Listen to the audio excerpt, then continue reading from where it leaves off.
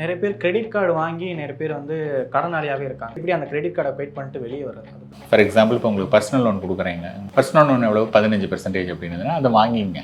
So at least வந்து 15% வந்து is much cheaper தென் 42%. அதுலேருந்து வாங்கி இதை அடைச்சிட்டிங்கன்னா இந்த லோனை வந்து கம்மியான இன்ட்ரெஸ்ட் உள்ள லோனை நீங்கள் கண்டினியூ பண்ணலாம்.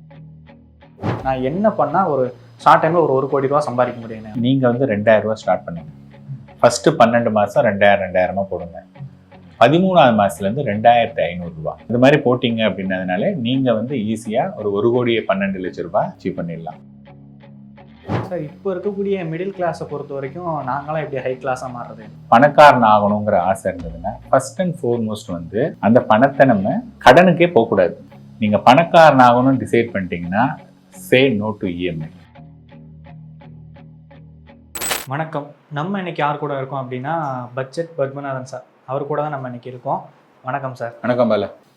ஆக்சுவலாக இப்போ 1 கோடி ரூபா சம்பாதிக்கிறதுக்கு என்ன பண்ணணும்? இப்போ வந்து 2 விதமாக பார்க்கலாம். ஒருத்தருக்கு வந்து நிறைய சம்பாதிக்கிறாங்க, நீங்கள் ஒரு 30,000 ரூபா 40,000 ரூபா சம்பாதிக்கிறாங்க அப்படின்னதுன்னா ஒருத்தர் 15,000 ரூபா ஓகேங்களா 15 வருஷம் போட்டாங்கன்னா அவங்க வந்து அட் த ரேட் ஆஃப் 15% வந்து அவங்களால 1 கோடி ரூபாய் சேர்க்க முடியும்.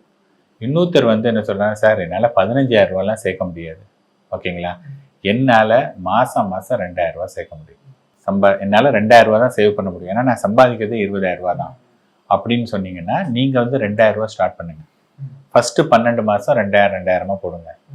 13ஆவது மாதத்துலேருந்து 2,500 ரூபா 500 ரூபா இன்க்ரீஸ் பண்ணுறது கஷ்டம் கிடையாது.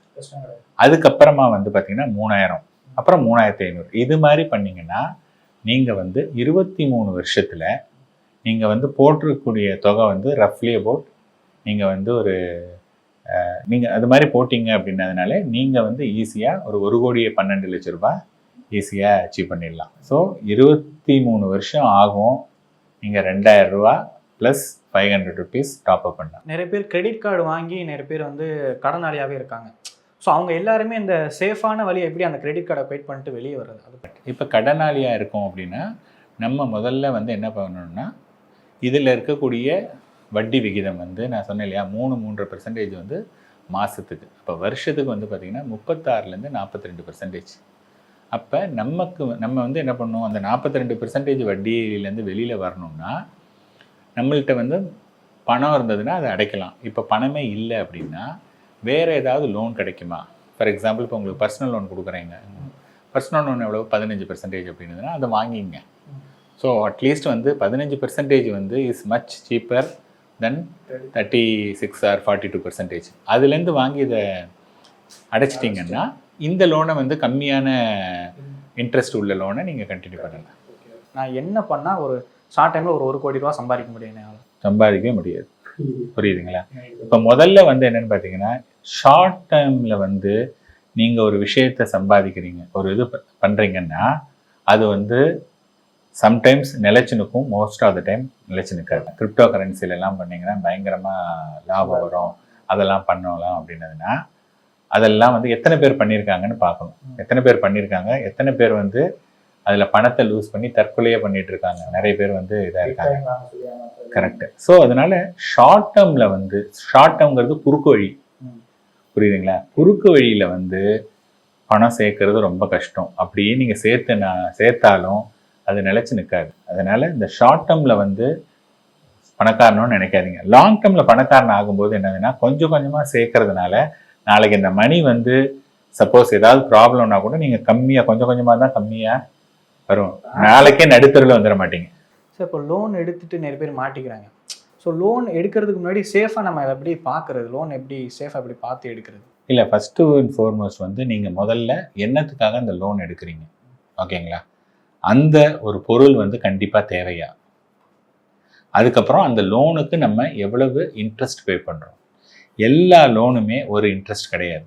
இன்றைக்கி பார்த்தீங்கன்னா ஒரு பர்சனல் லோன்லேருந்தே மினிமம் வந்து ஒரு 10%லேருந்து 30%, 35% வரையும் பர்சனல் லோனில் சார்ஜ் பண்ணுறாங்க, புரியுதுங்களா? அதனால லோன் எடுக்கிறதுக்கு முன்னாடி அந்த லோன் கண்டிப்பாக தேவையா, அதை நம்மளால் திருப்பி கட்டுறதுக்கு நமக்கு பணம் இருக்கா, அதுக்கு நம்ம எவ்வளவு இன்ட்ரெஸ்ட் பே பண்ணுறோம், இது எல்லாமே ஓகே, இது வந்து ரொம்ப அவசியமான ஒரு பொருள். ஃபார் எக்ஸாம்பிள் நான் சொல்கிறேன் இல்லையா, நீங்கள் வீட்டிலேருந்து ஆஃபீஸ்க்கு போகிறதுக்கு உங்களுக்கு வசதியாக இல்லை டிரான்ஸ்போர்ட்டேஷன், அப்போது ஒரு 2 வீலர் இருந்ததுன்னா நீங்கள் சீக்கிரம் போயிட்டு சீக்கிரம் வரலாம். அதனால் கொஞ்சம் டைம் சேவ் ஆகும். நீங்கள் ஏதாவது படிக்கலாம் அல்லது ஆர்கனைசேஷன்லேயே ஒரு ஓவர் டைம் பண்ணலாம். இந்த மாதிரி எதாக இருந்தாலும் ஒரு 2 வீலருங்கிறது வந்து இன்றைக்கி ஒரு இம்பார்ட்டண்ட்டான ஒரு விஷயம். இப்போ உங்களுக்கு 2 வீலர் வாங்குறதுக்கு முடியல அப்படின்னா நீங்கள் வந்து 2 வீலர்லேயே எந்த 2 வீலர் வந்து ரொம்ப கம்மியான 2 வீலர், ஏன்னா 2 வீலர் வந்து ஒரு இடத்துலேருந்து இன்னொரு இடத்துக்கு நம்ம முதிச்சிட்டு போகாமல்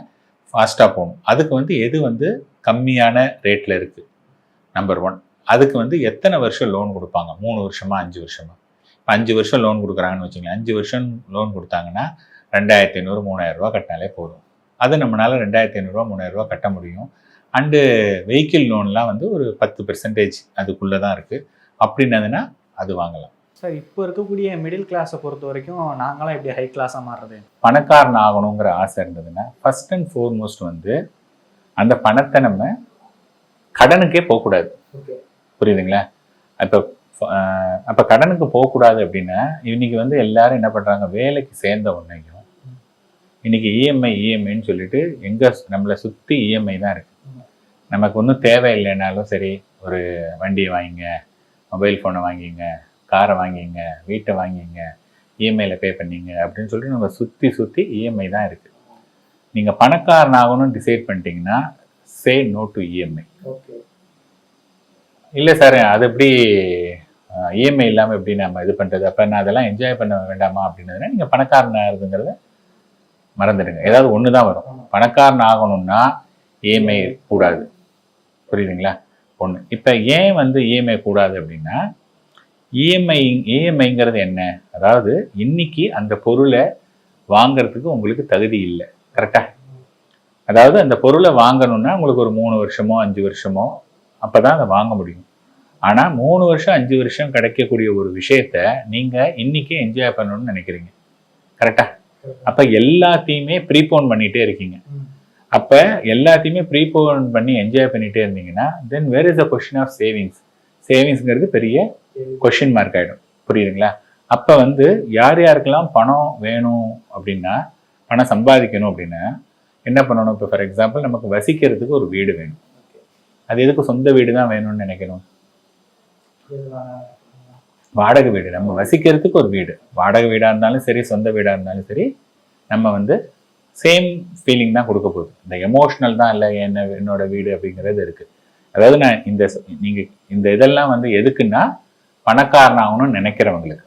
சார், எனக்கு பணக்காரன் ஆகணுங்கிற எண்ணெல்லாம் இல்லைன்னா இதெல்லாத்தையும் கடைபிடிக்க வேண்டாம். பணக்காரன் ஆகணும் அப்படின்னா நீங்கள் வாடகை வீட்டில் தான் இருக்கணும், at least in your initial career. ஒன்று. அதே மாதிரி ஒரு 2 வீலர் மட்டும் வச்சுக்கலாம். நீங்கள் கார்லாம் வாங்கணுங்கிற அவசியம் கிடையாது. ஏன்னா இன்றைக்கி வந்து ஓலா, ஊபர் இருக்குது, இட் ஒர்க்ஸ் அவுட் சீப்பர். அதனால் நீங்கள் அது வந்து தேவையில்லை. அதே மாதிரி உங்களுக்கு வந்து ஃபோன் யூஸ் பண்ணுறதுக்கு, ஃபோனு, கேமரா, வாட்ஸ்அப் இதுக்கெல்லாம் பண்ணுறதுக்கு ஒரு ஆண்ட்ராய்டு ஃபோன் வந்து ஒரு 15,000 ரூபாயிலேருந்து 20,000 ரூபாய்க்கு நல்ல ஃபோனே கிடைக்குது. 1.5 லட்ச ரூபாய்க்கு ஐஃபோன் வாங்கணுங்கிற நெசசிட்டி கிடையாது. இது எல்லாமே வந்து பார்த்தோம்னா பணக்காரன் வந்து எப்போ பண்ணுவான்னா, அவட்ட பணம் நிறைய இருந்ததுக்கப்புறம் பண்ணுவான். பணத்தை பில்ட் பண்ணும்போது இந்த மாதிரியான விஷயத்தெல்லாம் நீங்கள் அவாய்ட் பண்ணிங்கன்னா ஆட்டோமேட்டிக்காக பணம் வந்துடும்.